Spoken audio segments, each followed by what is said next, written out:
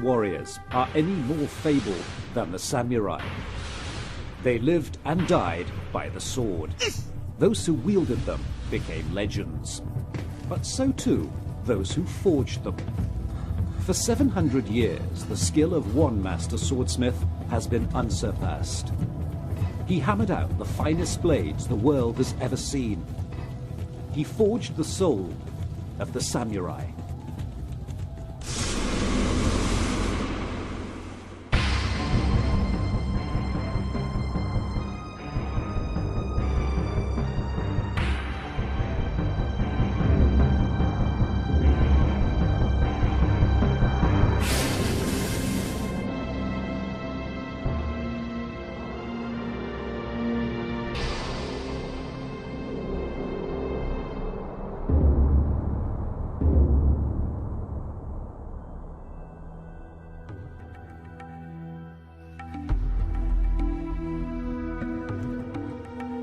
In the centuries which have passed since he lived and worked, Masamune's skills as a master craftsman have granted him almost mythical status.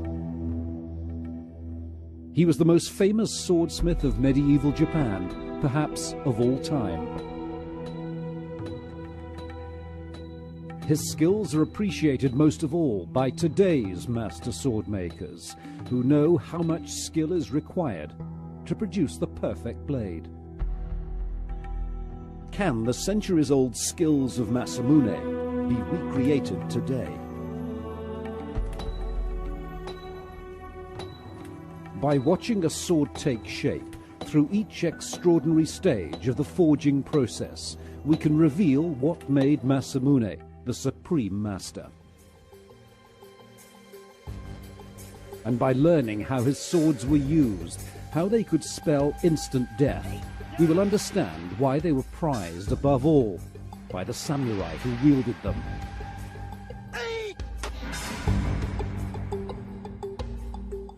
Masamune's Japan, in the late 13th century, was a land where fighting skills were of vital importance. Just across the Sea of Japan, a huge Mongol army was poised, ready to strike.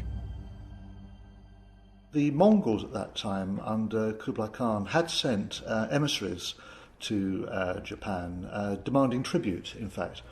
And the Japanese had treated them rather harshly, beheading several of them and sending their heads back. So, of course, the Mongols were not too happy with that. In 1274, the Mongols invaded, ravaging large areas of western Japan, before a storm, known ever since as the kamikaze, or divine wind, wrecked the invasion fleet and saved the nation.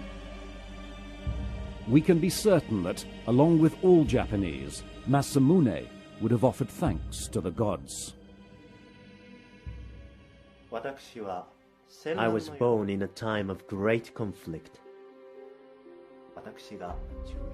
When I was 11 years old, the barbarian invaders made their first attempt to conquer our sacred land. But with the help of divine wind, they were defeated.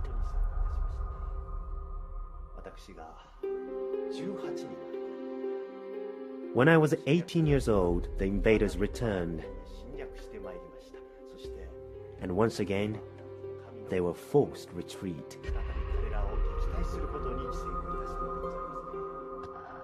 But we could not be certain when they would try again.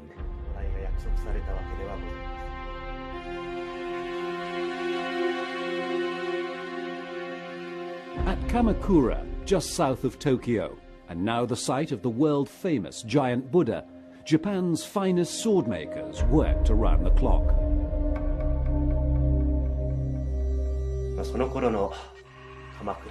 At this time in Kamakura, the forges of the swordsmiths glowed day and night.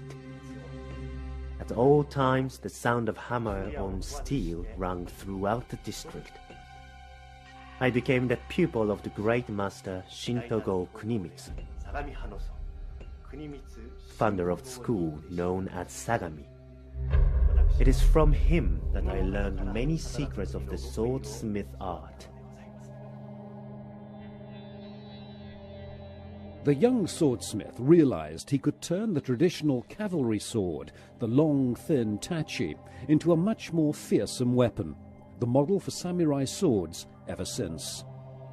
During the Heian era, 1,000 to 1,100 years ago, swords were very elegant looking, and kisaki, or cutting tip, was smaller.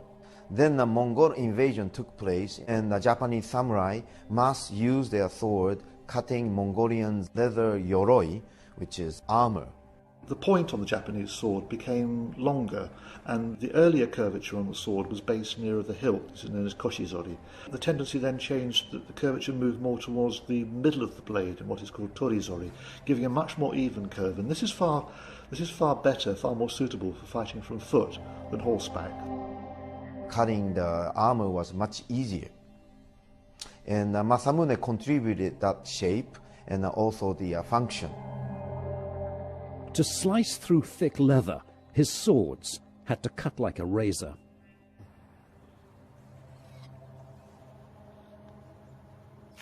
They still do, after a polishing and sharpening process lasting 10 days. But methods of testing that sharpness have changed radically. Tameshigiri, or test cutting, was performed on a live prisoner. And a prisoner was tied sometimes, or they were hanged by the hook. Then the body was cut by the sword. And there is a certain area, the body or the neck or a certain area was used for test cutting. The gruesome practice was governed by a set of strict rules. Manuals were published telling exactly how and where the cuts were to be made. Real tameshigiri is used on the live body. We are not allowed to do those barbarian acts. Therefore, we use a replacement.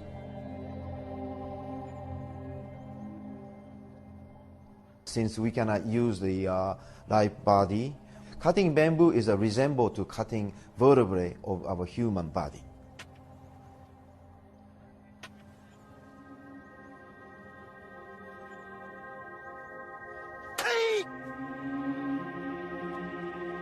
In order to cut the bamboo, you study long time to make a precision cut. You require the precision distance and timing, and also the strength of your arm. It has to be fresh bamboo, green bamboo. This resembles to the flesh of the human.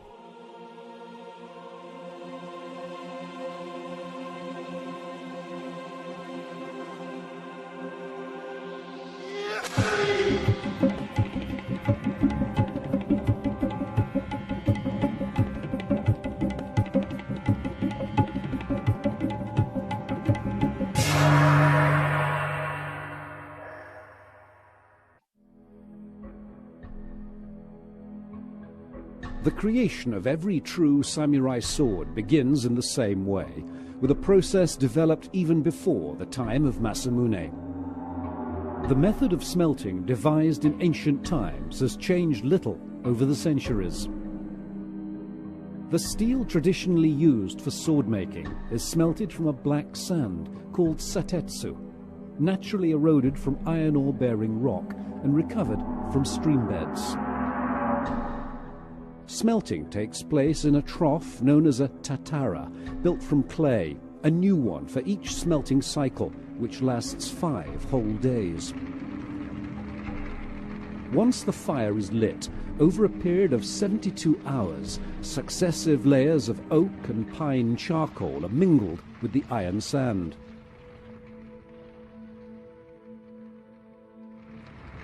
The tatara is tended constantly by the smelting master, using a bellows to maintain just the right conditions for the now molten iron to be transformed into steel.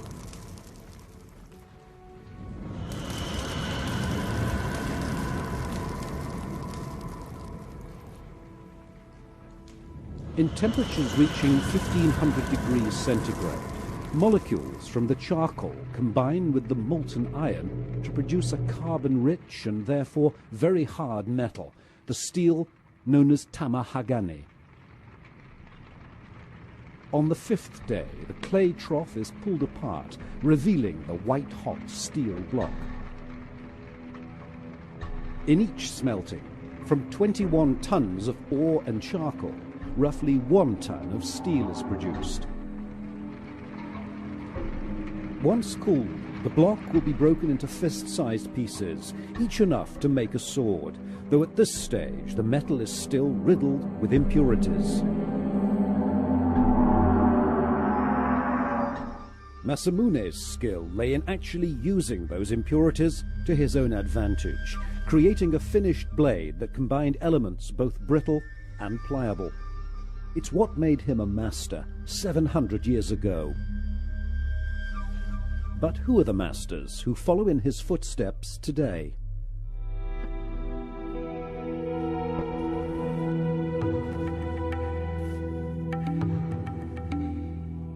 One of the greatest of them is Yoshimitsu Ono, a winner 4 times over of Japan's national sword contest, where the finest swordsmiths enter a single blade for judgment. To be a swordsmith at all in Japan requires a government license, issued only after an apprenticeship of at least 5 years. The dedication of the apprentice is tested in an extraordinary way. For the first of those years, he will typically do nothing but chop charcoal into the exact shape and size prescribed by the master. It's a way of instilling discipline, but a uniform size for the charcoal pieces also ensures a steady heat during the crucial stages of forging.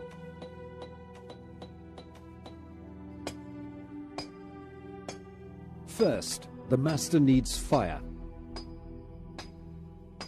He can make it almost by magic, as Masamune would have done. With the friction of rapid striking, the tip of this slender iron rod becomes red hot, enough to light a taper of rice paper and bring the forge to life.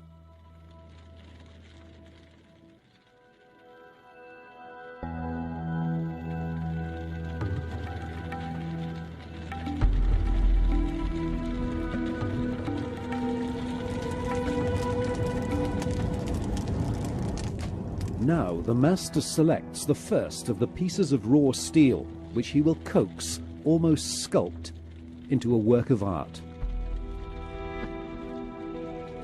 The master controls the temperature of the furnace with a bellows, uniquely designed to blow air both on the inward and outward stroke, ensuring a steady heat. It's the master who dictates the whole complex process which is to follow, while a more senior apprentice wields the hammer according to his directions.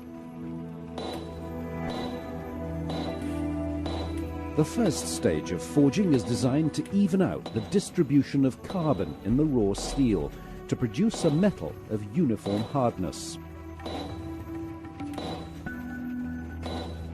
Once the steel has been hammered flat, it's quenched in water, and the brittle slab is broken into small pieces. What follows is like mixing the ingredients in a recipe, but since these ingredients are unyielding metal, it has to be achieved in a remarkable way.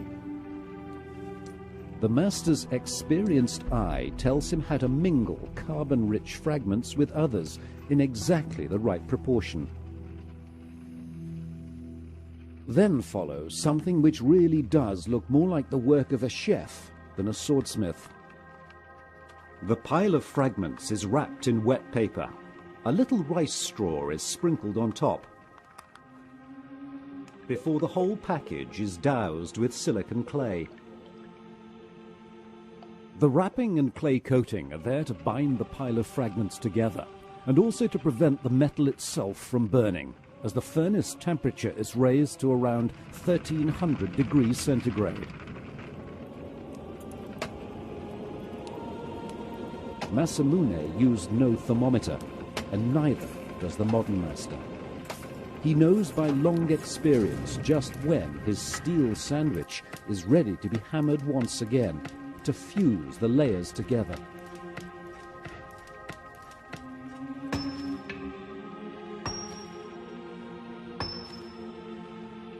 Once he's satisfied with the basic mix of his steel, the master begins the process of creating a complex layered structure within the metal.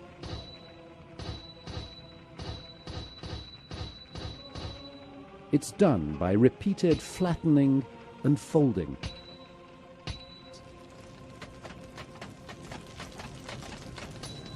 The steel is folded 6 times in one direction, then another 6 times the other way, and so on.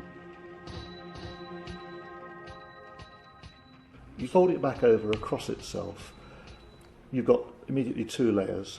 Do it again, you've got 4, 8, 16, 32, 64. If you fold it 10 times, you've got 1,000 layers. You're effectively creating a kind of mesh, and mesh, as we know, is a terribly, terribly strong formation.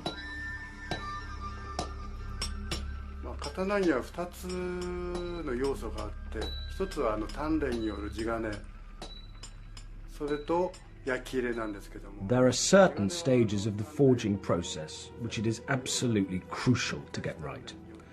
One of the most important of all is this layering of the steel. If this isn't done correctly, if at this point the metal is damaged, perhaps being cut in the wrong place, then the billet of steel is discarded. We would have to start again.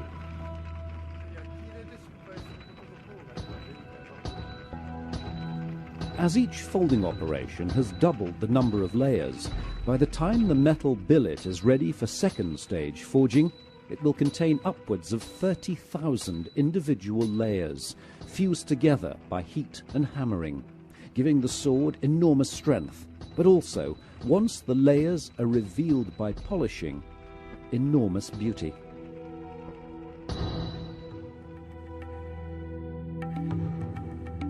It's one of the ironies of the samurai sword that an object accorded such spiritual power, prized by the connoisseur, is essentially a tool for killing. If not now, then certainly in Masamune's time.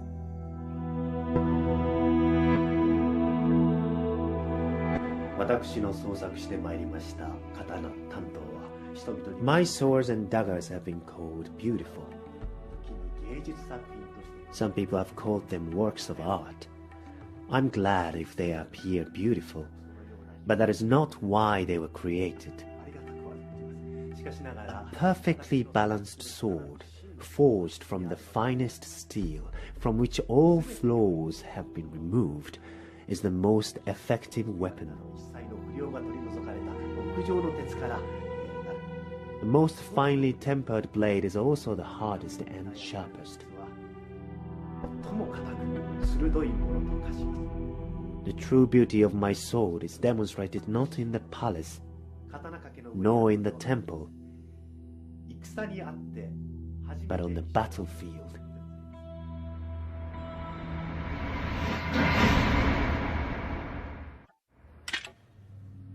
The most familiar samurai sword is the gracefully curved katana.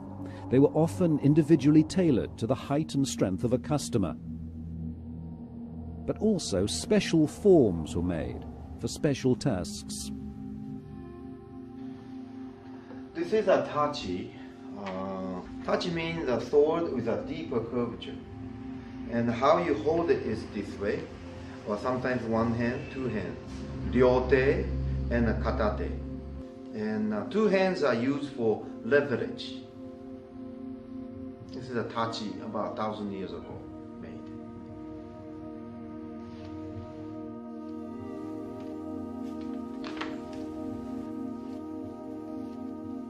This tachi was used by the cavalry soldier from the horseback riding. Now I want to show you the katana, which is a shorter and less curvature. And the katana normal length is about 27, 28 inches long. The cutting motion is this way, and not blocking. and the jabbing.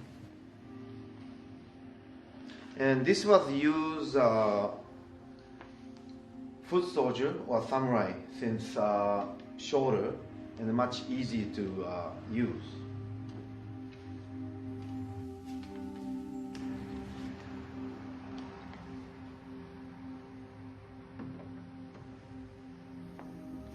This short sword is called wakizashi, and approximately 450 years old.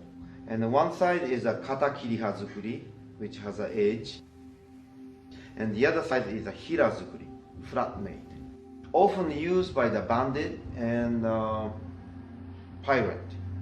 And the one hand is used often while he's shooting the Tanegashima musket gun or grabbing some object, much easier to use.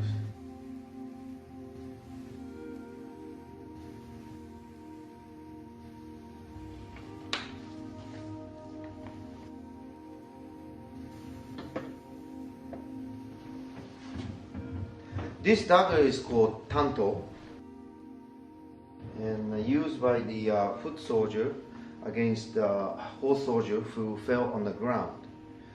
First, todome waza is done, fatal stab, then followed by the decapitation. And sometimes this is used for harakiri, for the samurai himself. The tanto is a good weapon.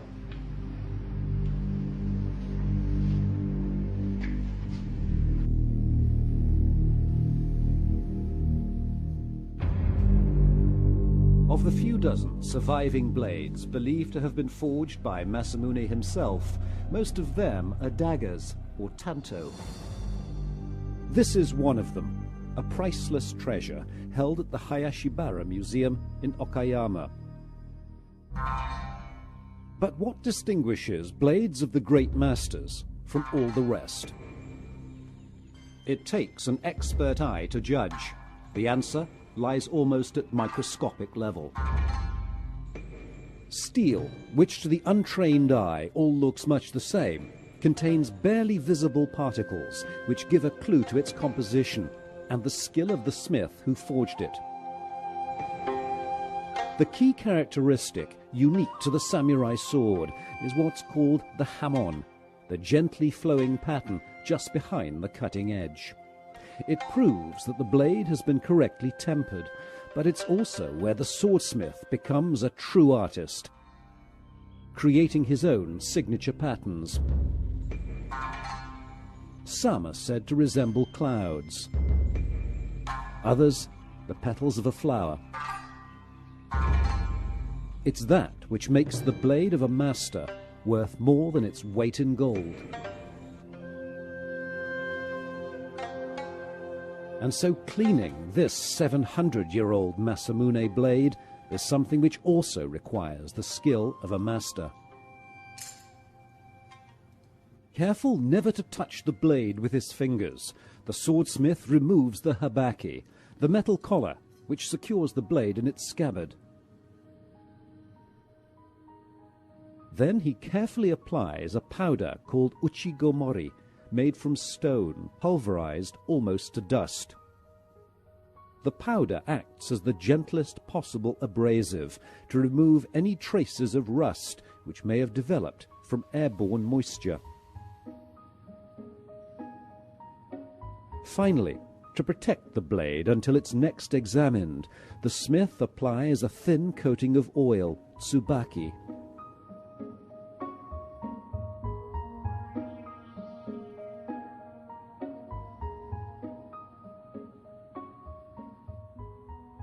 The swordsmith treats the tanto not just with professional care, but a kind of reverence, a clue to the mystique surrounding the master, Masamune.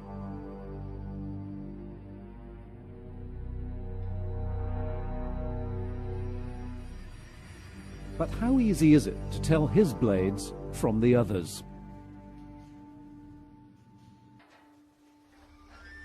At London's Victoria and Albert Museum, they have a sword which may or may not be the work of the great master.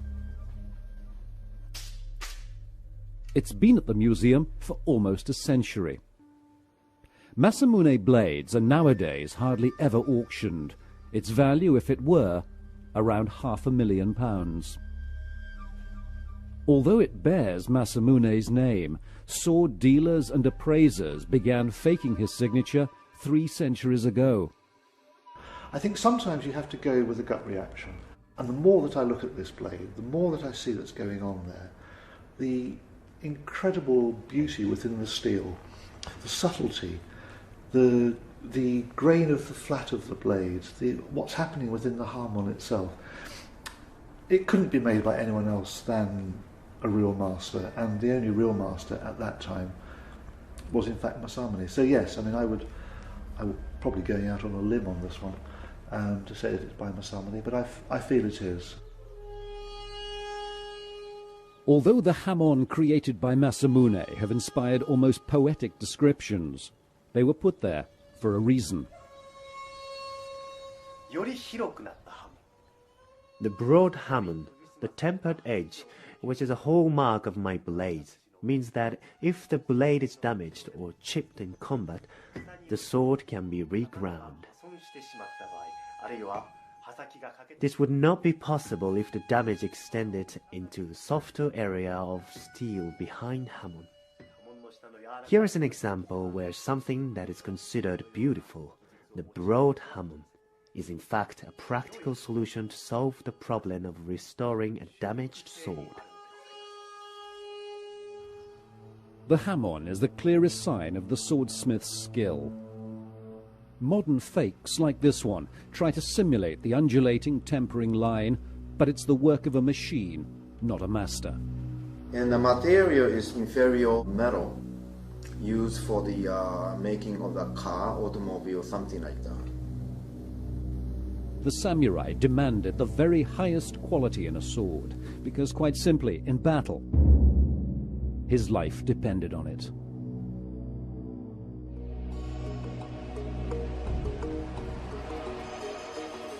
Even in modern-day Japan, now the land of big business and the bullet train, the image of the samurai is still highly potent. Movies continue to celebrate these free-spirited warriors. A set of these 7 samurai models in a Tokyo store will cost you $1,000. Business leaders study the samurai code of discipline, loyalty, and courage.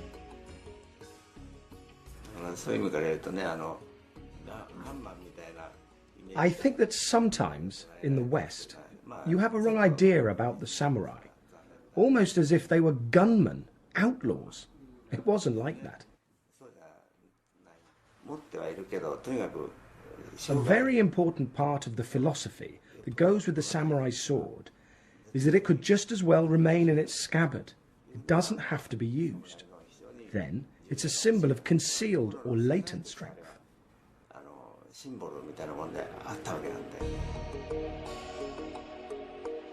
Samurai enjoyed a privileged status. Imagine not the crowded streets of modern Tokyo, but ancient Edo, where it could mean death to even touch a samurai. Let's say samurai walking in the street, and the townsmen or farmers or a civilian touch their scabbard even. Samurai were allowed to cut them on the spot. Oteuchi, or instant execution. And samurai is not punished. And this was done until late 1860s, not too long ago. It was approximately 140 years ago.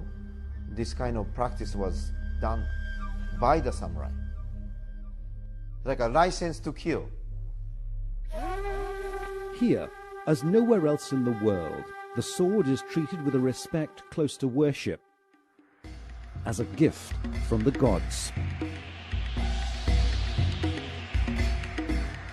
In one of the great Shinto legends, the storm god Susanoo, brother of the sun goddess, is called to do battle with a fire-breathing serpent. Eventually, he slays the beast, and discovers inside one of its 8 tails a magical sword known as kusanagi. Still today, the kusanagi remains one of the 3 items of imperial regalia, the nation's crown jewels.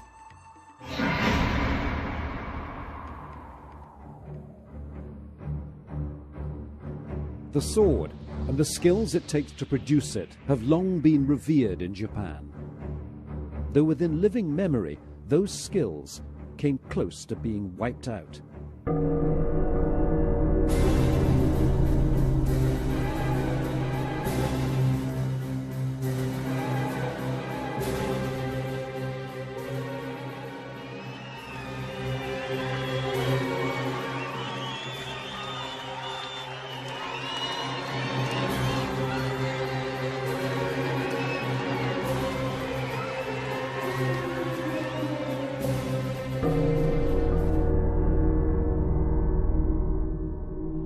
In 1945, as the Allies celebrated victory, much of Japan lay in ruins. On the 2nd of September, aboard the battleship USS Missouri, General Douglas MacArthur presided over the ceremony of surrender.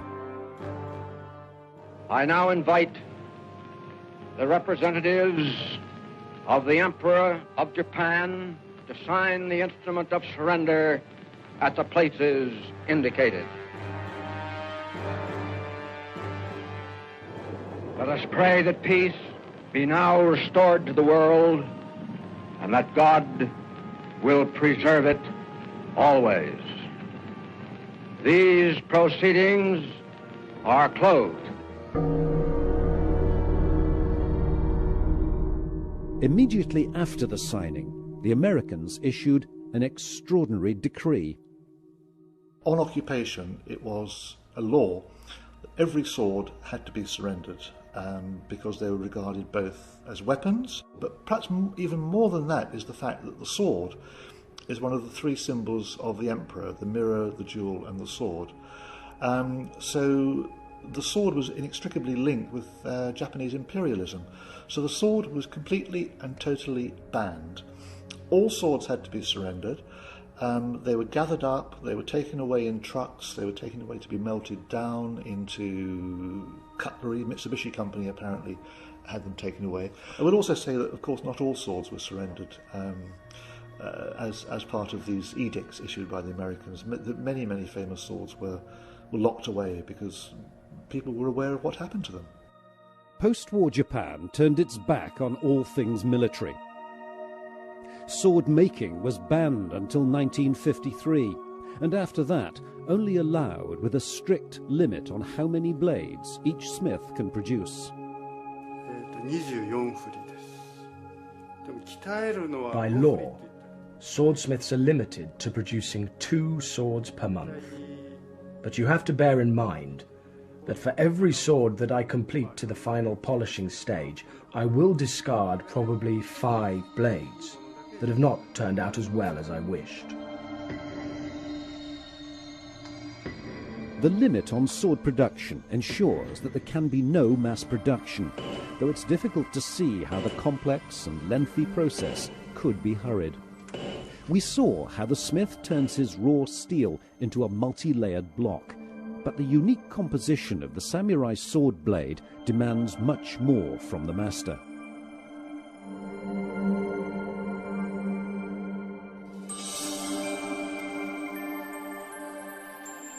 This section, through a blade, shows how 2 very different types of metal are used. The paler outer jacket is hard, carbon-rich steel, which can be sharpened like a razor. The dark inner core is softer metal to absorb the shock of impact, to prevent the blade snapping.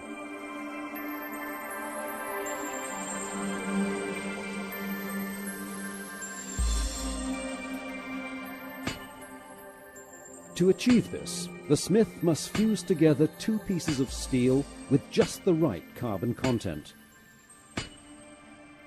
He starts by beating what will be the outside of the blade, including the cutting edge, into a rough U-shape. At this stage, the sword is still no more than this lump of metal. The iron bar it's attached to is merely the handle the smith needs to work with. A billet of lower carbon steel, the core of the blade, has been shaped, ready to fit inside the jacket. Once again, liquid clay is used to prevent the steel burning.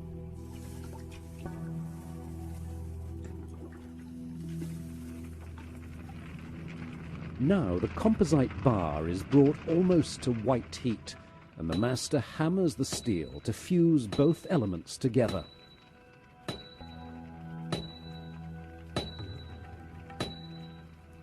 It's from this point on, with the smith satisfied that he's created the correct layering and variations of carbon content in the steel block, that the sword will begin to take shape.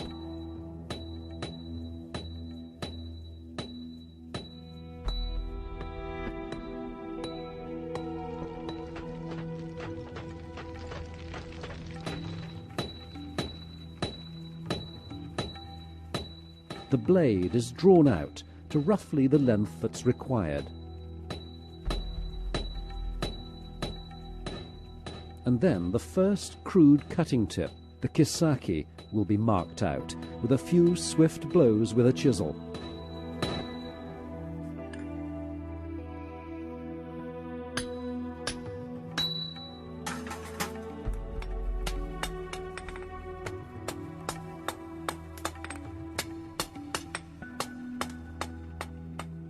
Now, for the first time, something like a sword slowly begins to appear. Blow by blow, the smith starts to flatten the steel bar, producing what will be the curved cutting edge. But he's careful not to make it too curved at this stage.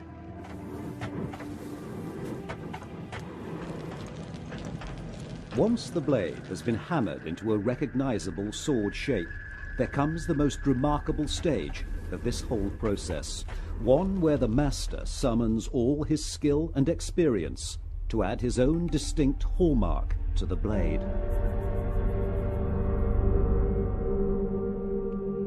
To create the ham-on pattern near the cutting edge, the smith needs to once again alter the crystalline structure within the steel. To do that, the blade is carefully painted with a mixture of liquid clay and charcoal powder. It's a highly delicate operation. The master needs the mixture to be slightly thicker in some places than others. In the split-second moment of quenching that's soon to follow, because of the insulating properties of the clay, those areas will cool fractionally slower than the others, imprinting the ham-on pattern through the metal.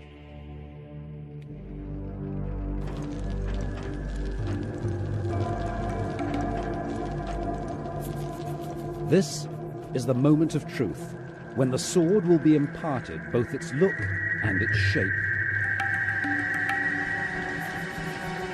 Both the speed and the angle at which the sword is doused are critical.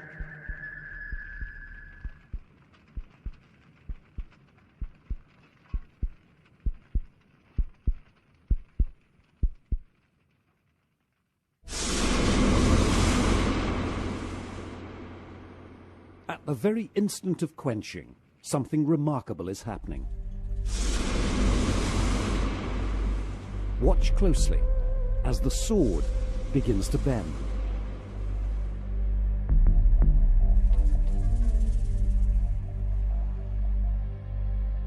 The hard and softer steels within have cooled at different speeds, causing internal tension, imparting exactly the curve the swordsmith was looking for. It's now almost ready to become a weapon in the hands of a master swordsman.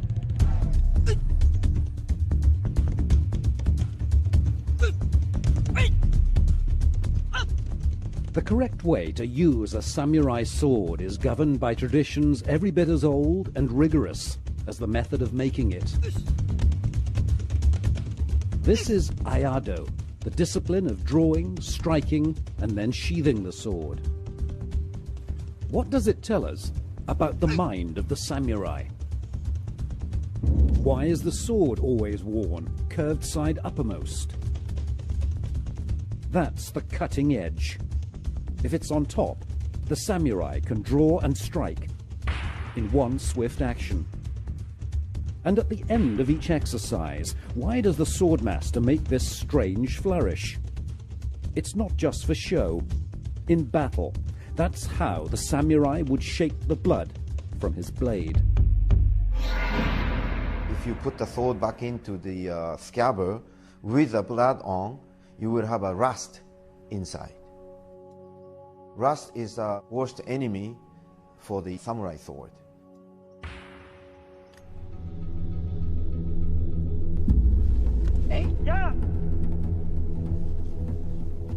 With blades that are razor sharp, little wonder that when two swordsmen practice their art, they give each other plenty of clearance. Often we use a bokken, which means a wooden sword, at the beginning. After we have a skill developed, or after a few years, we start using shinken, the live sword. There is the attacker and also the receiver, or as a defense. And this offensive and the defensive technique will teach you balance, timing, and coordination.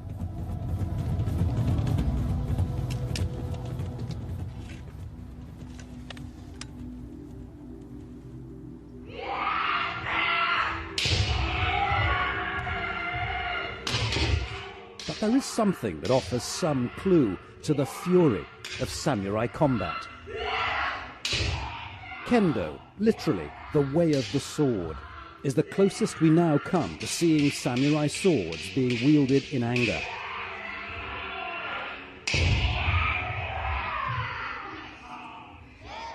Instead of a blade, the combatants use a shinai, made from bamboo. And though it looks fast and furious, samurai combat training, kenjutsu, was even more arduous. Kendo and the kenjutsu are different. Kendo was established after the war, but kenjutsu exists before the war. Kendo is more like a sports-oriented. Many actual fighting methods were forbidden, plus the limited time was given to fight in a kendo. However, kenjutsu training, we don't have a time limit. There is no judge even. 1, 2, 3. You try to block. Try to do the same thing. Over your shoulder, clear it, clear, yeah, clear. Okay, do that katate uchi tsuki chobuzugi to the face. Then the blocking to the side. Our kenjutsu style is very similar to the live sword used in the battlefield.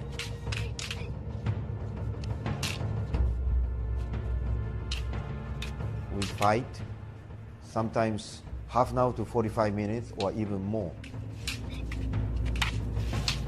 until one gives up from exhaustion. Whoever survives is a winner.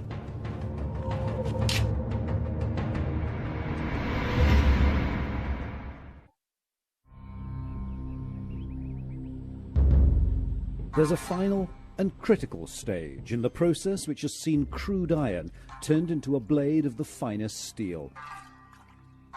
It requires skills as old and highly valued as those of Masamune himself.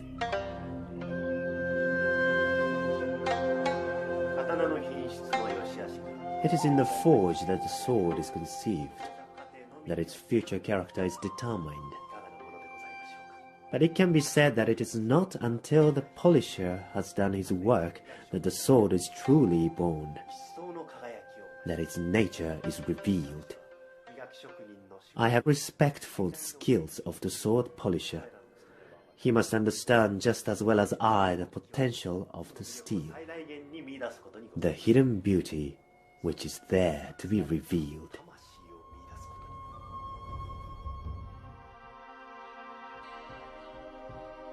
Sword polishing is a craft all of its own. Not even the finest swordsmith would attempt it himself.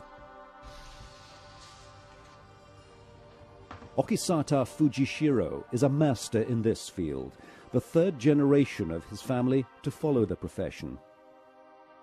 When he first sees the sword, it's covered in fine scratches, and none of the tempering patterns is visible. It takes 10 days to polish a newly made sword, using no machines, just a succession of stones, the surface of each one a little smoother than the last. Once all hammer marks and scratches from the forging process have been completely removed, the precision work begins.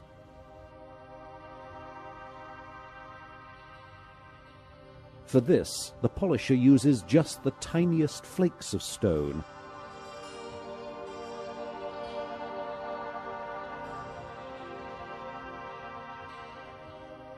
At the next stage, he's using little more than his bare skin and a delicate paste of powdered stone and water. Now the vision of the swordsmith will finally be revealed, with the tempering pattern, the hamon, visible at last, exposing the soul of the blade.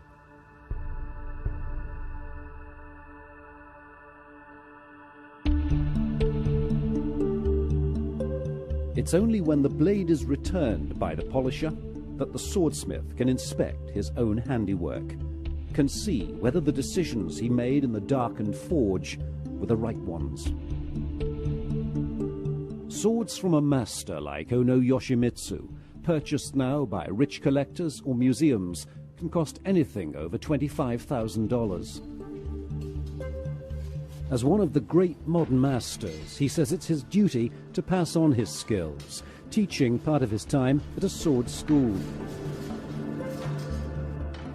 But even the teacher recognizes that neither he nor his pupils will ever quite match the genius of Masamune.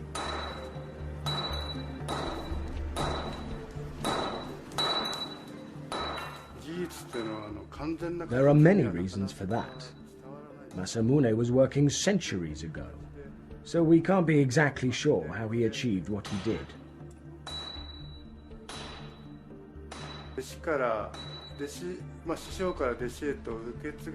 Of course, techniques are passed on, but each time the knowledge is transferred from teacher to disciple, it changes, maybe ever so slightly. So we can never say for sure, this is how he did it.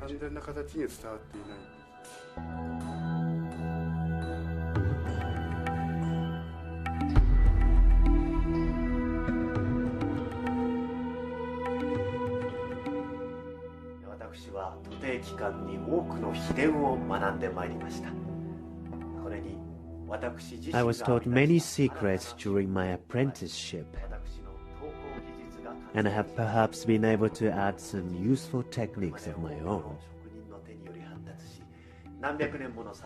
The techniques of the swordsmith have been developed over many hundreds of years to bring us to the present day. Will new secrets be discovered? Will new methods of forging be devised by the sons of my disciples? Or have we reached the limit of the swordmaster's art? These are questions which interest me greatly, though of course I cannot answer them.